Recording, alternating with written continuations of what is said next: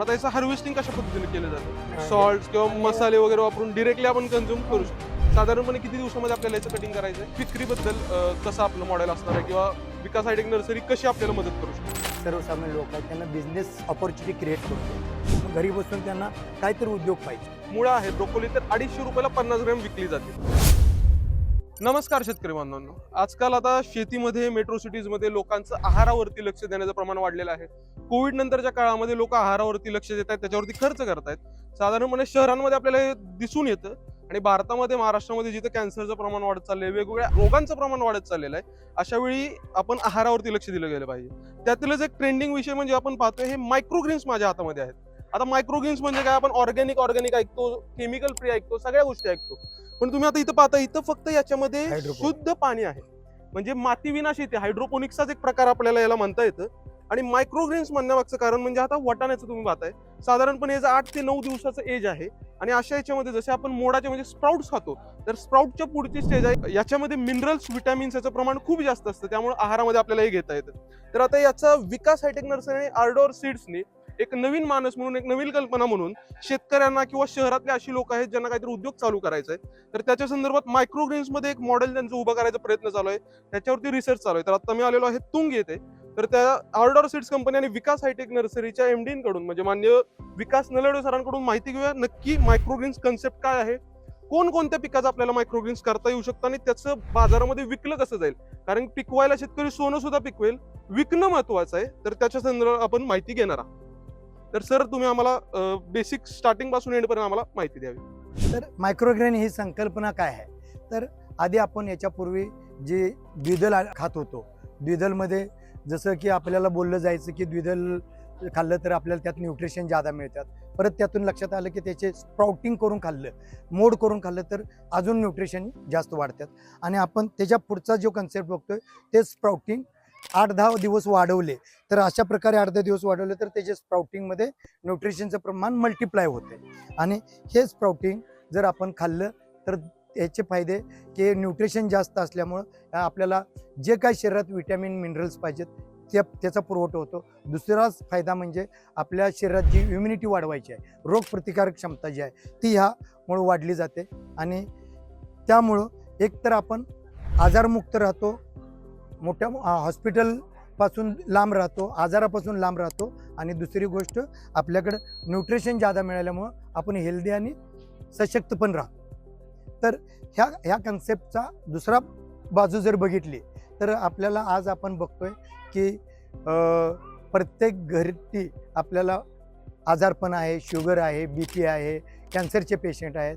आणि कुणाला ना कुणाला प्रत्येक आपल्याला हॉस्पिटलला जावं लागतं, ॲलोपॅथिकच्या गोळ्या खाव्या लागतात. आणि त्या गोळ्या खाऊन पण आपल्याला त्या गोळ्यांचं प्रमाण वाढत जातं आणि आजाराचं प्रमाण वाढत जातं, पण आजार मुळातून बरा होत नाही. तर आपल्या आयुर्वेदात पतंजली किंवा आपण बघतो राजू दीक्षित यांनी भरपूर वेळा आपल्याला सांगितलंय की आपल्या आयुर्वेदात की आपल्या घरी जे आपण जे खातो त्यातच हे सगळं ह्या आजाराचं आपल्याला सोल्युशन ह्यातच आहे. आणि ह्यातून आपण जर आपल्या रसोईत सर्व काही आपण बोललं जातं, त्या रसोईमध्ये आपण जे बघतो ह्या सगळ्या न्यूट्रिशन आहेत. ह्या न्यूट्रिशन आपले इम्युनिटी वाढवणार आहेत, रोगप्रतिकारक क्षमता वाढवणार आहेत. आपल्याला शुगर ह्यातले आपण जर मेथी बघितली तर मेथीच्या पानं जर आपण खाल्ली तर आपल्याला मेथीचं मायक्रोग्रेनमुळं मेथीच्या आपल्याला शुगर कंट्रोल होतो. तसंच आपण मोहरीचं बघितलं तर मोहरीमुळं बरेच आजारावर आपल्याला मात करता येते. तर अशा ह्यातल्या प्रत्येक जे मायक्रोग्रेन आहे, प्रत्येक क्रॉप जे आहे, पीक जे आहे, हे पीक आपल्याला वेगवेगळ्या आजारावर आपल्याला मदत करणार आहे. मग सर याच्यामध्ये आता साधारणपणे आपण जसे लावले या सर्व पिकांचं आपल्याला मायक्रोग्रीन्स करता येतं. येस. मग ते आपण खाण्यासाठी कन्झ्युम करण्यासाठी सेफ आहे. तर सर तुम्ही आता आपल्याला याचं मेडिसिनल उपयोग सांगितले किंवा आहारामधलं त्याचं महत्व सांगितलं, पण आता याचं हार्वेस्टिंग कशा पद्धतीने केलं जातं? हे असं जे आहे हे आपण असं कट करू शकतो. म्हणजे हे कट करून आपण डिरेक्टली कन्झ्युम करू शकतो. हा, हे कट करायचं आणि यात तुम्ही टेस्ट यायसाठी काही मिक्स करा, सॉल्ट किंवा आणि मसाले वगैरे वापरून डिरेक्टली आपण कन्झ्युम करू शकतो. सेफ्टी कन्झ्युम आहे एकदम. नाही, यात टेस्ट वाढायसाठी तुम्ही अजून वेगळं बघताय. यात वेगवेगळे मसाले काय मसाले घातले तिकडे आणा गेले. हा, यात हे चटणी आहे, तिखट आहे, हे चिली फ्लेक्स वगैरे टेस्ट एनहान्स करण्यासाठी चटणी, मीठ, मसाला मसाला आहे. तर सर म्हणजे अशा पद्धतीने तुम्ही ते मसाला वगैरे वापरून ते आपण कन्झ्युम करू शकतो. सलाड साठी जास्त हे वापरलं जातं. म्हणजे जिमची लोक आहेत किंवा मेट्रो सिटीमध्ये जे हेल्थ कॉन्शियस लोक आहेत त्यांच्यासाठी हे खास मॉडेल आपल्याला डेव्हलप करता येऊ शकतं. मग आता याचं सर आता पिकवायचं कसं झालं, हार्वेस्टिंग बद्दल बोललो आपण, साधारणपणे किती दिवसामध्ये आपल्याला याचं कटिंग करायचंय? 8 ते 10 दिवसात. 8 ते 10 दिवसात. मग आता ह्याचं विक्रीबद्दल कसं आपलं मॉडेल असणार आहे किंवा विकास हायटेक नर्सरी कशी आपल्याला मदत करू शकते? तर आपलं बोलणं झालं, हम्म. जसं आपलं विजनच आहे की आपल्या लोकांना जे घरी बसल्यात सर्वसामान्य लोक आहेत त्यांना बिझनेस ऑपॉर्च्युनिटी क्रिएट करून द्यायचे, दोन पैसे कमवायची संधी निर्माण करून द्यायची. आणि ह्या विजन पोटी आपण विचार केला की सिटीत आपण बघतोय बरेच घरी जसे ज्यांचे जेंट्स जॉबला जातात, लेडीज घरी बसलेले असतात, मग घरी बसून त्यांना काहीतरी उद्योग पाहिजे आणि त्या उद्योगातनं अर्निंग पण झालं पाहिजे. तर तुम्ही घरी बसून असं हे करू शकताय आणि 7व्या-8व्या दिवसात हार्वेस्टिंग करू शकताय आणि ते विकू शकताय. तर त्यासाठी आम्ही फ्रँचायझी मॉडेल केलंय. ज्या लोकांना हे करायचं आहे, करायला वेळ आहे, ते करू शकतात. ज्यांना करायला वेळ नाही, करायचं नाही पण विकायची तयारी आहे, त्यांना आम्ही ते सप्लाय करतो. अशा दोन्ही पद्धतीचं मॉडेल तयार केले. तिसरं ज्याला भांडवल घालता येत नाही त्याला भांडवल पण पुरवतो. बरं, म्हणजे एंड टू एंड सपोर्ट आपण त्यांना देणार आहोत. सपोर्ट करतो आणि तिची फ्रँचायझी मॉडेल आहे आणि आम्ही पार्टनरशिप करतो त्यांच्याबरोबर.